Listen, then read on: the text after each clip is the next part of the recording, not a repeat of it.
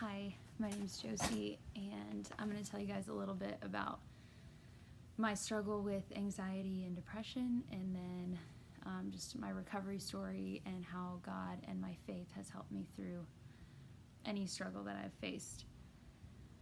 So I think that I've always kind of struggled a little bit with feelings of anxiety as I was growing up. I remember there was definitely periods of time, I remember specifically where I struggled with thinking I was always going to urinate myself. And so it seems funny now, but it was like a really real fear back then. And so I would carry a towel around with me, like in the car, or when I went to bed, I always slept on a towel, things like that. It never happened, but it was this very real fear in my mind. But I didn't let that get in the way of kind of my high achieving personality. And so, I finished high school with honors, and I went off to college and got a scholarship from the Air Force for college. And I made it through most of the program, not really not letting anxiety get in the way of those achievements. But then around my senior year of college, so probably a few months before I was going to graduate in 2015, I started struggling with intense feelings of anxiety. It started out with kind of just nausea, so I felt like I was going to throw up. Whenever I was in a situation, I didn't feel in control, so even in some of my classes where I had to speak out loud, or when I was riding in the car with someone else. But I kind of waved it off, thinking it would go away. But as graduation day approached and my commissioning ceremony in the Air Force and things like that, the anxiety got greater and greater until I had what I would consider my first panic attack. And from that point on, I just was kind of debilitated by it. I couldn't sleep. I had no appetite, and, but I still pushed through. I was like doing all the right things, I guess. I was like leaning into the word and trying to, go to other people for prayer and listening to worship music, but I felt like I wasn't getting anywhere. So I was like, okay, I'll just make it through graduation, and then I'll be better. Like that's what's causing me all this anxiety. So I made it through the ceremonies and had a lot of anxiety during them, though not a very good, memorable experience. But I made it through them, and then the anxiety just got worse. So I was slotted to go to pilot training about a month after that. And so I had subleased a room from one of my friends because my lease was up. And so I was going to stay in their apartment for a month before I went off to Mississippi for pilot training. But the days and weeks after graduation, just my anxiety continued to build, and I got to a state where I just felt kind of paralyzed, like I was just trying to survive each day. I was trying some natural supplements and things that are supposed to decrease anxiety, but it just I wasn't seeing the progress that I wanted to see. And meanwhile, I've never really liked the idea of taking medication unless I had to. My parents were kind of health freaks, I guess, and so they always taught me like medication is not like the best route to go, right? And so like my mom had dealt with depression before, and she had never taken medication for it or anything, and she got through. And so I was trying all these natural supplements and things, and just trying to read and pray and all the good Christian things to do. But I got to a point where I became very depressed because I felt like I couldn't do any of the things that I enjoyed to do. And like I said, I was just trying to survive each day, to be able to get back to sleep and maybe get a little bit of relief. And so So eventually, so I knew I had pilot training coming up, but I knew, even though I didn't like the idea of taking medication, I knew that that might have to be an option, and if I started taking medication or psychiatric medication, I couldn't be a pilot in the Air Force. And so that was a huge decision I had to make, that, hey, if I'm going to start, actually taking medication for this, then my career path might have to change. So sure enough, I got desperate enough that I said, I need something that's going to help quickly. Luckily, I didn't get to a point where I felt suicidal, but I don't know how much longer I could have lasted without beginning to have those feelings. And so my mom took me to an inpatient facility because she wanted them to be able to monitor me as I started taking these drugs. And it was terrifying. There was lots of different people there who were dealing with different things like schizophrenia and alcoholism. And, I was a young 21-year-old, fresh out of college, and it was just very scary. But I got on medication. And so actually right before I went into the hospital, I called my commander from ROTC, and I said, he was aware of the situation, and I said, look, I'm going into the hospital right now. I'm going to start taking medication. And he was like, don't worry about a thing. And like, this is God's grace for real. Like, he had dealt with anxiety himself before. And so he was just very compassionate. And he said, you don't worry about anything, get the help you need, and I will worry about, what's going to happen with your career. And so he said, I just need to know what you want to do instead of being a pilot. And I had gone to school for journalism, so I thought maybe being a public affairs officer. And he said, okay, I need one more choice. And I said, I have no idea. I couldn't even think at that moment. And he said, I think you would like intelligence. And so I was like, sure, whatever you think. Sign me up for that. So I did my 2 days, or I think I was there for 3 full days of inpatient, started taking medication. Definitely saw huge improvements right from the beginning, which was amazing, but I still, really struggled with all of these negative thoughts. But I hated being in that place, so I got released, and I went home and started doing therapy, going to church all the time, getting involved with small groups, just really like learning about what God has to say about the mind and how it works, and just why I was struggling the way that I was. And eventually, so over the next few months, I progressively began to improve to the point where, so actually my parents they were like, you're going to need to start paying rent. So once I changed my career field, and by the way, I ended up getting intelligence, which I knew nothing about at the time. My orders got pushed back for a year. So I knew I was going to stay home in Tennessee for a year and just have to figure out how to make some money. And the idea of even like getting up in the morning, let alone like going to a job, was still terrifying at the time. But my parents kind of nudged me toward that next step, and eventually I got a job as a substitute teacher. And I actually really ended up loving it, and I feel like God used it as a time of just like showing me what I was capable of through him, because there were some hard days where kids were just crazy, and I had to trust him that he was going to get me through those days. And that meant like driving on my own, which I hadn't done in months either. That was just another thing that added part of the anxiety I was dealing with. And so I spent that year substitute teaching, but I still had this looming over me that, hey, I'm going to have to move to a different state soon where I won't know anyone and have to be an officer in the military. And so, but God gave me the grace. I definitely still struggled through that move.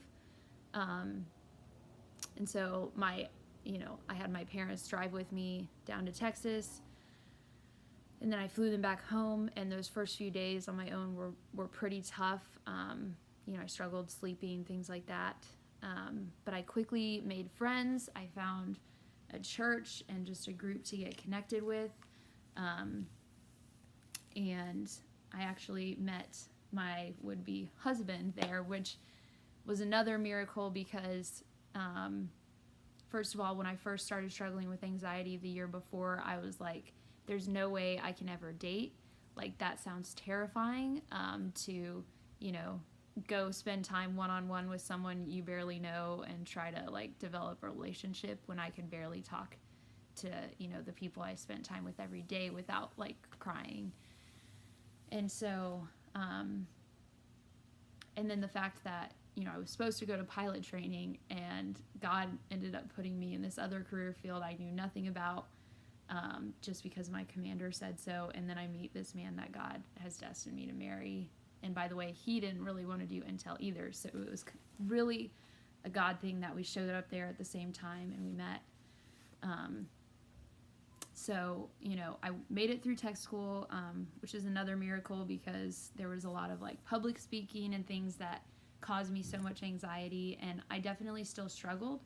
I was still on medication through all of this, and, you know, so that definitely helped, and obviously, like, trusting God and learning how to change my thoughts through therapy and things like that. And then, so he and I both got orders to different places. He went to Abilene, and I went to San Antonio, so about 4 hours apart, which again was another struggle. I didn't know anyone in San Antonio, so God helped me through that. And then Peter was deployed, my husband, and so, you know, I spent those 4 months. I started getting involved in CrossFit and really found community at the gym in San Antonio, and just did some competitions and got involved with my small group, things like that. And then when Peter got back from his deployment in November, he asked me to marry him, and I just had another complete, like, breakdown and episode for several months of anxiety, just like to the point where I had to move in with a friend because I didn't want to be by myself. I was terrified of everything again. I was having panic attacks when I was driving, and, you know, I started going to therapy every single week, and just, again, kind of went into that survival mode. But through my therapy, and I actually got involved with Fresh Hope, and so I got to talk with other people who were struggling with a lot of these same emotions as me, and I began to slowly develop better mind and thought patterns that eventually allowed me to, and I did a lot of exposure therapy, so like doing hard things even though they scared me, like at one point going to the grocery store, which I know those of you in San Antonio can attest that that is a very stressful situation, going to HEB. And like I had to do it, you know, and the more I did things again, you know, God gave me grace to be able to handle them better and better each time. But it was difficult. It was very difficult. And then, you know, I had to go to a lot of therapy that made me realize like what had triggered kind of that episode again, and just the idea of marriage, and just, you know, it wasn't that, because I struggled with, well, why am I feeling this way? Do I not love him? Do I not want to marry him? But like I knew in my heart that like he was the one that God wanted me to marry, and that, so I didn't understand what the anxiety was about. So I went through a lot of therapy and realized that it was more about the idea of marriage itself and not about him. And so that like eased a lot of my anxieties.